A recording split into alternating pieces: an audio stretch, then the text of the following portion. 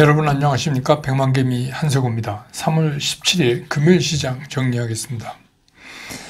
아침에 끝난 뉴욕 시장은 그 글로벌 은행들의 그 리스크가 한번 이제 진정됨에 따라서 3대 지수 모두 상승 마감했습니다. 특히 나스닥 같은 경우는 2.48%나 상승을 했습니다.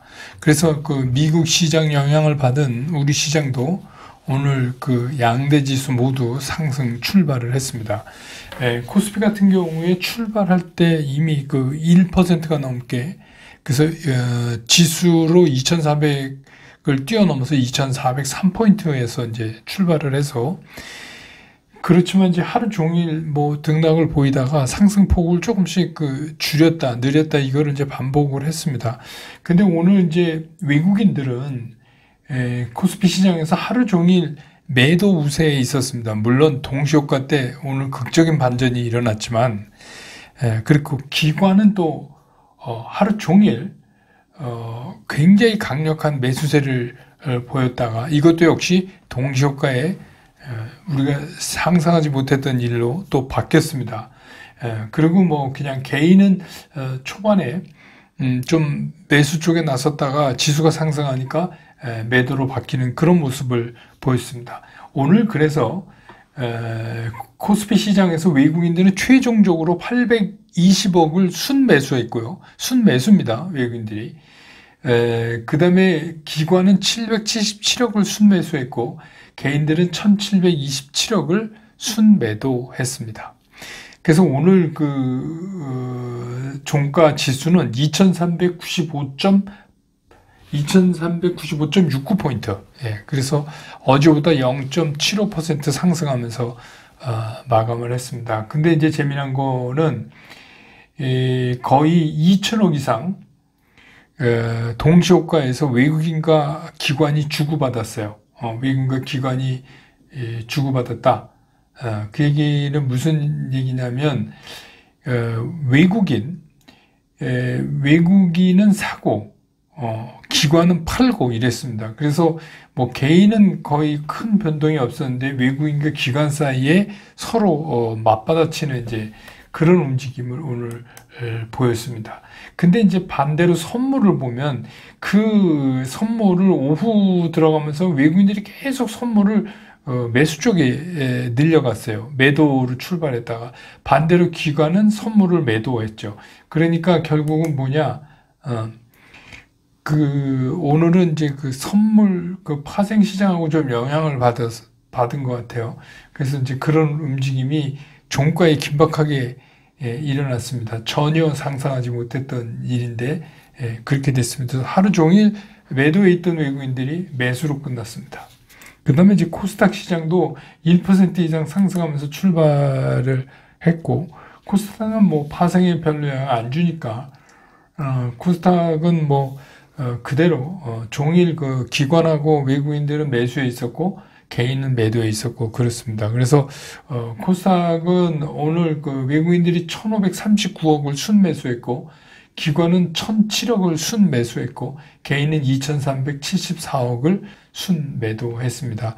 그래서 오늘 코스닥 지수는 797, 800을 못 회복하고, 797.39포인트.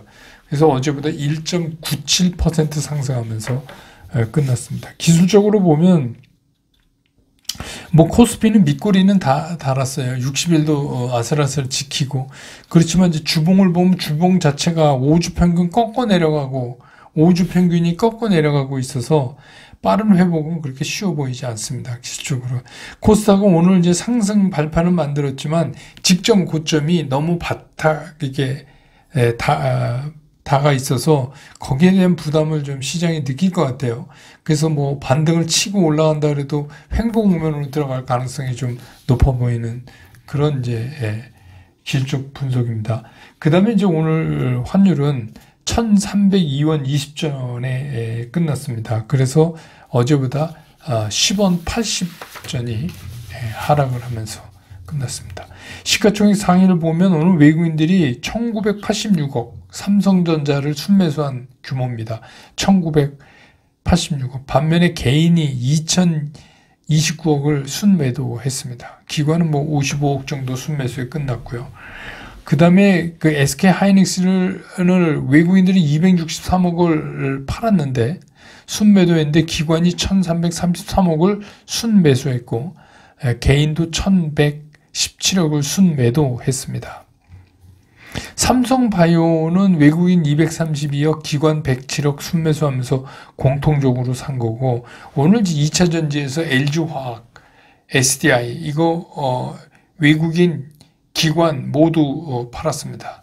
반면에 이제 현대차는 외국인이 222억을 순매수했고 기관은 59억을 순매도했습니다.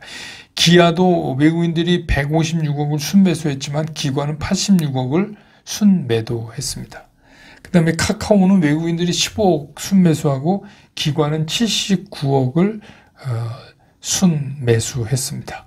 그래서 오늘 이제 삼성전자, 삼성바이오, 카카오 정도가 외국인 기관이 동시에 매수한 그런 게 되겠습니다. 그 다음에 코스닥에서 에코프로비엠은 뭐 외국인 기관 다 팔았고요. 외국인은 591억 팔았고, 에코프로는 797억 팔았고, LNF는 355억 팔았고, 오늘은 이제 그 2차 전지 관련이 좀 쉬어가는 그런 날이었습니다. 그래서 오늘 보면은 이제 2차 전지가 좀 쉬고, 가장 좀 눈에 띄었던 게 로봇. 그러니까 우리가 로봇 하면 이제 지능형 로봇 있고, 그 다음에 이제 그 공장 같은 데서 실제로 이제 로봇이, 그 스마트 팩토리에 쓰는 로봇이 있고, 그 다음에 이제 우리가 요즘 얘기하는 AI 챗봇이 있고, 이제 이렇죠. 그래서 이 로봇, 이게 오늘 다 움직였는데, 층에서 보면 이제 삼성전자를 비롯해서 대기업들이 이 로봇에서 계속해서 뭔가 이제 이렇게 얼라이언스를 해서 뭘 이렇게 하려고 한다는 게 이제 오늘 뭐 재료가 됐고, 특히 이제 계속 말씀드리는 삼성전자가 레인보우 로보틱스의 지분을 4.8% 인수하고 콜옵션을 샀기 때문에 그걸 이제 시행하면 거의 90%가 넘어서 삼성께 되는 거죠. 그런 게 이제 결정적인 트리거 역할을 좀 했고, LG전자는 로보스타하고, 또 이제 현대차는 아시지만 보스턴 다이내믹스하고 이렇게 서로 이제 얼라이언스 관계를 맺어서 이런 대기업들이 자꾸만 로봇 시장에 이제 이렇게 발을 담그려고 하는 게 오늘 이제 움직이게 된 거고, 그래서 이제 이 로봇은 앞으로도 제가 뭐 한 달 전에 얘기했던 것 같아요. 오늘 뭐 유튜브 우연히 보다가 오늘 이제 이쪽이 뜨니까 다시 그 영상이 이렇게 뜨는 것 같은데, 그때 제가 이거 그냥 한번 휙 지나가고 말 일 아니다 이렇게 이제 말씀드렸던 그런 거. 그 다음에 이제 반도체는 뭐 시스템 장비 뭐 등등, 이거는 뭐 어제도 얘기했지만 우리가 이제 300조 들여서 이 경기도 지구에 그 반도체 클러스터 구축을 한다고 그랬잖아요.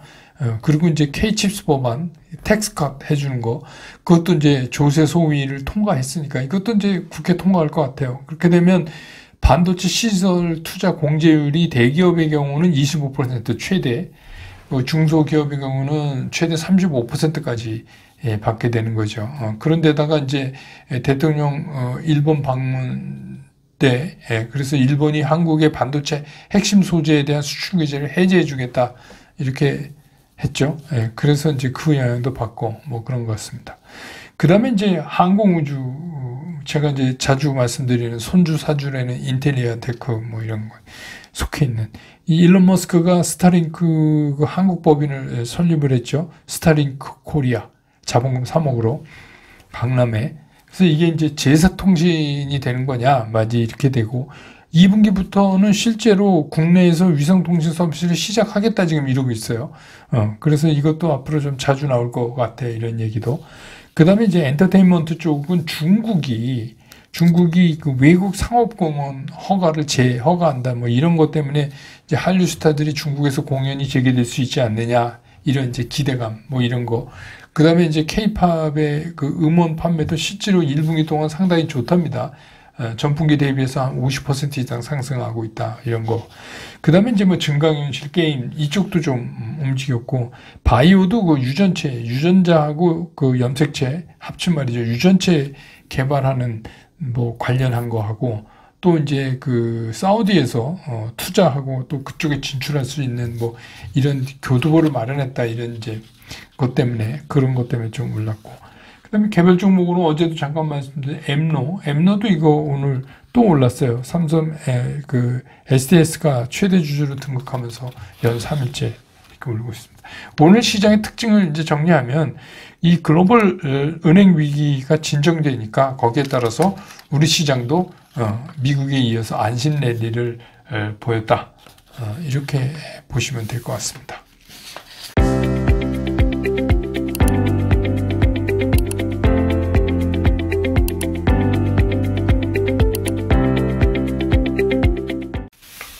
시장 얘기 좀 하죠. 미국하고 유럽 또 다시 미국으로 건너가서 막 이러면서 이제 은행 리스크가 터지니까 금융당국이 아주 이번에는 전례 없이 즉각적으로 대응을 해서 일단 분위기는 가라앉았습니다. 뭐 그 자넷 옐런 장관도 얘기하고 의회에서 그렇게 해서 일단은 분위기는 잡았어요. 근데 어제 이제 뉴욕 시장은 그 퍼스트 리퍼블릭 뱅크 구제를 위해서 이 무려 11개의 메가뱅크들이 300억 달러를 이제 객출한 거죠. 모아갖고 거기에 이제 예금을 한 거죠. 지원한다. 그 소식 때문에 이제 급등을 한 거죠. 엄청난 거죠. 300억 달러를 이 돈이 이제 120일 의무예치예요. 의무예치를 120일 해주는 겁니다. 그리고 이제 거기에 따른 이자를 또 퍼스트 리퍼블릭 뱅크가 지불해야 되겠죠. 근데 일단은 뭐 어찌됐건 120일 아직도 많이 남았으니까 119일 남았으니까 일단은 퍼스트 리퍼블릭 뱅크는 뭐 일단 살아났어요. 그런 이유 때문에.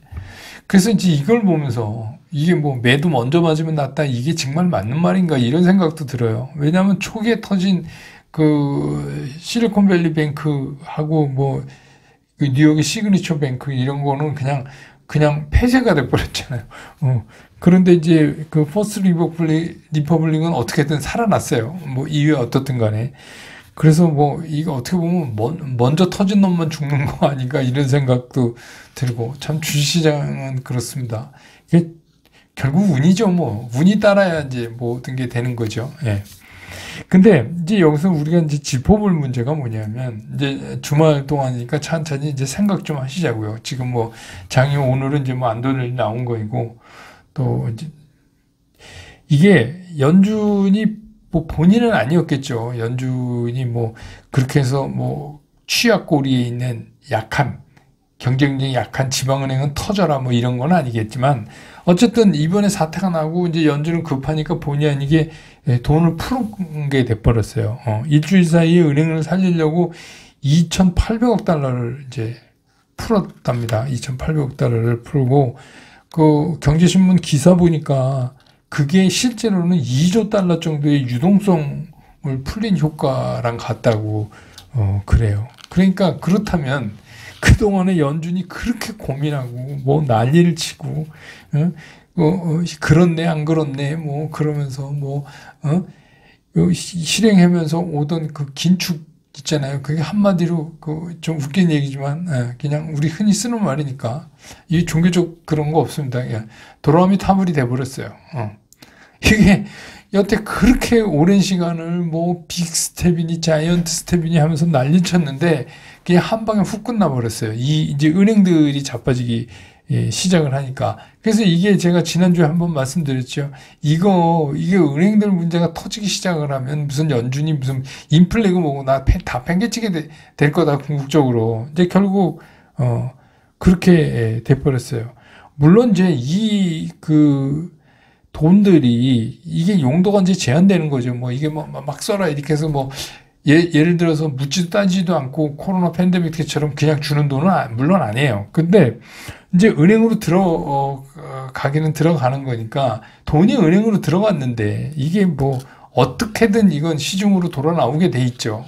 시중으로 은행이 왜 그러냐면 예를 들어서 이건 예입니다. 퍼스트 리퍼블릭 뱅크의 뱅크론을 막기 위해서 메가뱅크들 300억 달러 지원해 줬어요.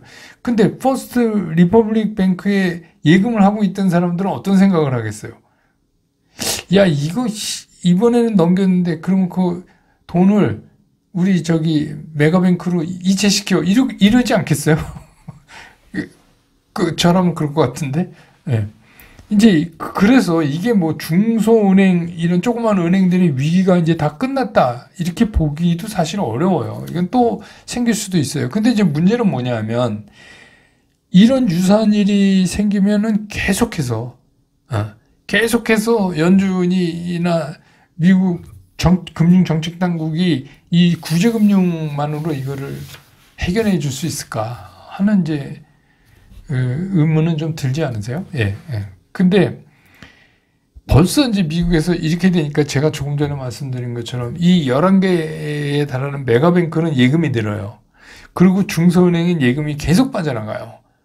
그럴 거 아닙니까? 아직 뭐가 일이 터지지 않았지만 얘도 이거 중소은행인데 얘도 좀 중소은행 이왕이면 우리 웰스파고에다가 예금하자 이렇게 딱 모바일 누르면 가는데 바로 보낼 거 아닙니까? 그래서 지금 실제로 그런 일이 일어나고 있어요. 메가뱅크는 예금이 늘고 중소은행은 자꾸 예금이 빠져나가요. 저 같아도 그렇죠.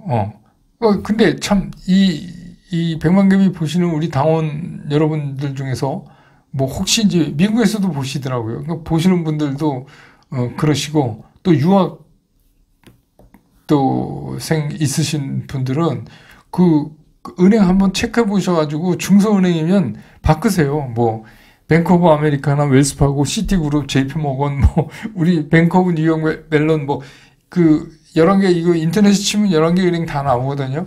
그 중에 한 은행으로 바꿔놔야죠. 그건 뭐 누구나 당연한 거 아니겠어요? 근데 이게 제가 이렇게 웃으면서 얘기하지만 은행 입장에서 보면 이게 진짜 이게 해결책이 없는 거예요. 이게 이제 그러면 이제 돈이 이렇게 본의 아니게 풀려나가니까 인플레하고 싸우면 제가 보기에 이제 물 건너 가는 것 같아요. 이렇게 되면 이제 뭐 못 잡습니다. 인플레가 못 잡아요.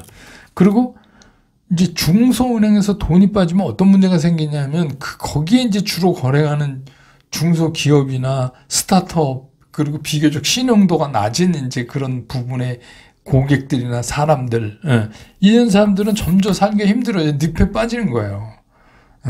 점점 힘들어지는 거예요.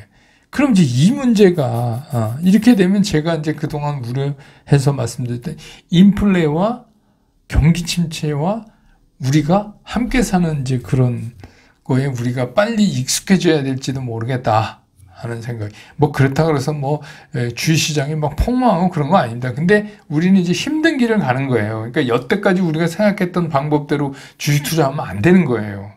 이 방법을 바꿔야 되는 거예요. 그러니까 이제 그거 뭐 어떠한 경우에도 주식시장에서 돈을 벌 수 있으니까 이제 우리가 그거를 찾아내야 되는 거죠. 근데 이제는 뭐 실제로 당해봐야 알겠지만 마음가짐만이라도 우리가 이제 그런 거에 대해서 좀 익숙해져야 되는 거 아닌가 그런 생각이 드네요. 그래서 이번에 이제 급하게 막 이렇게 해서 봉합한 이런 뱅크론에 대한 그 일단 심리적인 진정책은 될 수 있어요. 그리고 이제 뭐 시장이 이렇게 반등을 주는 거 보니까 성공을 했는데 문제는 이건 이제 심리적인 진정성을 찾아준 거고 그 다음은 또 문제예요. 그 다음은.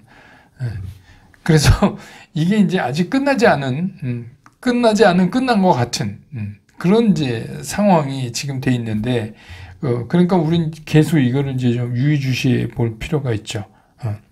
근데 뭐 어찌 됐건 이후에 어떻건 뭐 그렇게 해서 뭐 안심이 돼서 반등을 했건 어땠건 오늘 또 주말인데 반등해서 주가 오르면 되죠. 우리는 뭐 오르면 좋은 거죠. 그래서 이제 모처럼 뭐 상승을 했다고 말씀드리면서 끝내는 주말이 오랜만에 맞는 것 같아서 그리고 또 오늘 이제 밤에 열리는 미국은 쿼드러플 위칭 데이죠. 그러니까 동시만기일이라서 뉴욕도 또 어떤 모습을 보여줄지 참 궁금합니다. 예, 그래서 그것도 한번 눈여겨 주말에 보시고, 예, 그럴 필요가 있어요. 그래서 이제 말씀드리지만, 이제 새로운 시장 변화, 늘 제가 말씀드린 시장 변화를 두려워하거나 내가 생각한 거랑 다르다 그래서 이거 왜 이래 이런 게 아니라 그 변화에 우리가 빨리 익숙해져서 그럴 때는 어떻게 해야지? 이거를 먼저 찾는 연습을 하셔야 돼요. 그래서 이제 뭐 백만개에서 저랑 같이 한번 쳐져나가시고, 오늘 이제 그 주말이라 슬곤생에 내가 좀 데스페라도라는 그 미국의 그 락 그룹이죠. 60년대 유명했던, 저도 학생 때 많이 들었던 이글스의 명곡인데 우리나라에서는 임재범 씨가 불러서 뭐 원곡보다 더 잘 불렀다 이제 이런 표현도 듣고 뭐 그런데 사실 이게 이제 그 색스폰 부는 사람들한테 10대 골치 아픈 곡 중에 하나입니다. 물론 이제 뭐 프로들한테는 아니지만 아마추어한테 이게 왜 그러냐면 이렇게 색소폰을 이렇게 손가락으로 운지를 잡아서 낼 수 있는 소리의 최고점을 넘어가요. 그러니까 목소리로 말하면 가성을 내야 되는 거죠. 예, 그래서 가 포지션으로 그 음을 내야 되는데 이게 이제 그런 것들이 섞여서 있어서 이게 잘 안 돼 갖고 그냥 아마추어 중에서는 제가 이렇게 봐도 한 90%는 결국 이걸 못 불고 많은 분들이 많아요. 그래서 잘은 못하지만 제가 시도를 했어요. 근데 왜 이걸 했냐 하면 이 가사가 데스페라도가 이게 무법자 뭐 이런 그 스페인어라고 하는데 이 가사 내용을 저는 뭐 이제 자막에 적진 않았지만 한번 인터넷에 찾아보세요. 그럼 이게 안 되는 줄 알면서도 계속 덤비면서 뭔가 하는 사람, 이게 그런 사람에 대한 어떤 인생 얘기를 해주고 있는 거거든요. 가사를 가만히 들어보시면. 그래서 이게 주식시장에서도 요즘 그런 분들이 많아요. 안 되는 걸 알면서도 자꾸 그렇게 뭔가를 덤벼서 막 하려고 하는 그런 무법자처럼 하려는 거. 가사 내용 중에서도 그 포카에 나오는 용어 있습니다. 어떤 카드를 들고 하면서 마치 그 카드만 있으면 자기가 모든 거를 얻을 수 있다고 생각하는. 근데 이런 거는 좀 이제 조심해야 된다. 인생 조언 같기도 해서 오늘 이 데스페라도를 쉽진 않지만 좀 그런데 많이 들어주십시오. 저도 가포지는 소리 내느라고 되게 혼났습니다. 그래서 뭐 오랜만에 어쨌든 올라서 끝나는 주말이니까 주말 잘 보내시고 저는 월요일 장 끝난 다음에 다시 여러분 곁으로 돌아오겠습니다. 여러분 고맙습니다.